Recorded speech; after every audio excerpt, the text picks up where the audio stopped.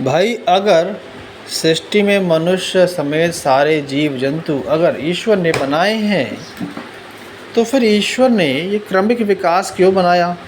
मनुष्य पहले आदि मानव था, फिर विकसित होते होते आज उसका जो दिमाग है, जो आविष्कार कर रहा है, वो आज की स्थिति में पाया है। अगर वो हमको संपन्न ही बनाना चाहता था, संपन्न ही सृष्टि बनाना चाहता था, हमको संपन्न ही देखना चाहता था, तो ये बताइए हमें सीधे इसी रूप में पैदा करता, विज्ञान के युग में सबको पैदा करता, विज्ञान के साथ पैदा करता। 300 वर्ष पहले विज्ञान क्यों आया और धीरे धीरे क्रमिक विकास क्यों हो रहा मनुष्य का? फिर जीवों की जो उत्पत्ति होती है कीड़े मकोड़ों की, वो जैसी वहाँ की परिस्थिति होती है, जैसा एनवायरनमेंट होता है, उसी हिसाब से जीव पैदा होते हैं। जो कीड़ा पानी पैदा हो रहा है, वही कीड़ा खाने में क्यों पैदा नहीं हो रहा है? वही कीड़ा किसी कपड़े में क्या पैदा क्यों नहीं हो रहा है? वही कीड़ा लोहे में पैदा क्यों नहीं हो रहा भाई? फिर वहाँ प्रकृति के नियम काम क्यों करते हैं? जब परमात्मा को पैदा करना कीड़ा, तो फिर कीड़ा कहीं पैदा हो जाए और मनुष्य भी कहीं पैदा हो जाए, और फिर उसके लिए वीर और रज के मिलने की भी क्या ज़रूरत है? ऐसे सब पैदा हो जाए। मंत्र मारे पैदा, मंत्र नहीं मारे इच्छा बस कर ले तो पैदा हो जाना चाहिए ना। जब ईश्वर ही सब कुछ कर रहा है तो इतना हर चीज़ नियम से क्यों है? हर चीज़ नियम से इसलिए है क्योंकि कोई काम नियम से ही होगा, नियम से ही सृष्टि है और नियम से ही धीरे धीरे सबकी प्रगति है। अगर ईश्वर ही सबको बनाया तो फिर पहले जो जीव था कमज़ोर था, आज वो जीव बुद्धि के रूप में बहुत आगे है, कई चीज़ों में बहुत आगे है, तो अब क्यों है भाई? ये शुरू से क्यों नहीं था? क्यों जब ईश्वर ने बनाया मनुष्य को तब उसके दिमाग में नहीं आया कि हमको इस तरह का मनुष्य बनाना चाहिए, कि वो धीरे धीरे क्रमिक विकास कर रहा है? तो क्रमिक विकास का मतलब क्या कहलाया फिर? मतलब उसकी जो पहले की रचना थी उतनी अच्छी नहीं थी और हर बार वो रचना अच्छी करता जा रहा है, क्या ये कहना चाहते हैं आप? और फिर अगर ईश्वर ने सबको बनाया है तो सारे जीव जंतुओं की भाषा एक होनी चाहिए थी, इंसानों की भाषा भी एक होनी चाहिए थी। और जीव जंतु और इंसानों को छोड़ो, हम कहते केवल इंसानों की तो एक भाषा करता। अब जितने देश है उतनी और उससे कई गुना ज़्यादा भाषाएं हैं, बोलियां हैं।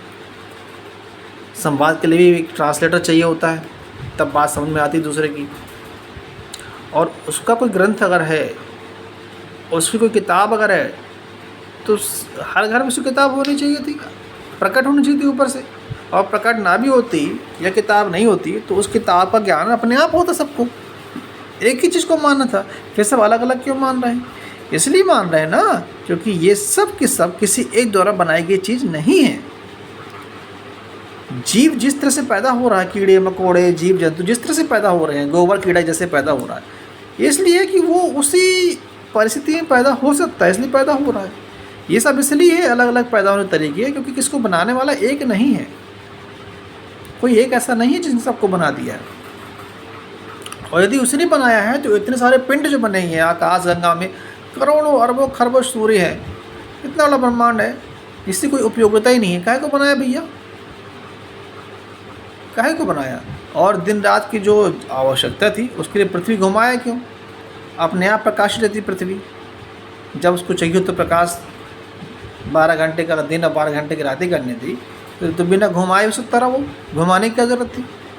ज़रूरत थी नहीं, वो घूमे ही है, इसलिए घूमने की वजह से उसको दिन और रात हो रही है। घूमने की वजह से दिन और रात हो रहे हैं, कोई कर नहीं रहा है। किया होता तो उसको इतना प्रपंच करने की क्या ज़रूरत थी भाई? इतने सारे पिंड बनाने की क्या ज़रूरत थी? इसका कोई उपयोग ही नहीं है। इतने सारे तारे बनाने की क्या ज़रूरत थी? इसका कोई उपयोग ही नहीं है। और सब गति कर रहे हैं, क्या ज़रूरत थी? अगर वो अच्छी सृष्टि बनाना चाहता था तो ये सब बनाने की ज़रूरत नहीं थी। सब कुछ सबको पहले से ला कर देता, भूख लगती नहीं, गरीबी होती नहीं, चोरी होती नहीं, झगड़े होते नहीं, सबके अंदर प्रेम ही रहता और किसी को भूख लगती नहीं तो ज़रूरत पड़ती नहीं। सारे निर्माण तो इस भूख ने किए हैं, पर इंसान ने किए हैं, उसकी जिद ने की है। जो धरती पर आप निर्माण देख रहे हैं वो इंसानों की देन है। और ये इंसानों का दिमाग लगातार क्रमिक विकास हो रहा है, धीरे धीरे बढ़ता जा रहा है। उसी की वजह से आज विज्ञान तो तरक्की कर रहा है। अगर किसी एक का दिया होता तो देने वाला आपको भूखा क्यों पैदा करता? वो भरे पेट ही पैदा करता, आपको भूख लगती ही नहीं। जैसे धरती घूम रही है, उसको बस घूम रही है ना कि अब उसको भूख लगे, वो खाना खाए, फिर अगले दिन खाना फिर खाए, फिर भूख लगे, नहीं होता ना उसको। तो ऐसे आपको मनाता वो, तो आप चलते फिरते रहते। काहे को आपको बीमारी लगती? काहे को आपको बीमारी लगती? काहे को आपको तकलीफ़ होती? आपका जीवन चलता रहता है ऐसे ही। और फिर मृत्यु भी क्यों होती? उन्हीं लोगों से ही सब धरती खुशहाल रहती, एक बार जो पैदा हो जाते हैं। तो किसी एक ने बनाया नहीं है। अगर वो एक ने बनाया होता है तो इतनी विविधताएं नहीं होती, और इतनी बातें जो मैंने कही अगर एक ने बनाया हो तो ऐसा कुछ होता ही नहीं।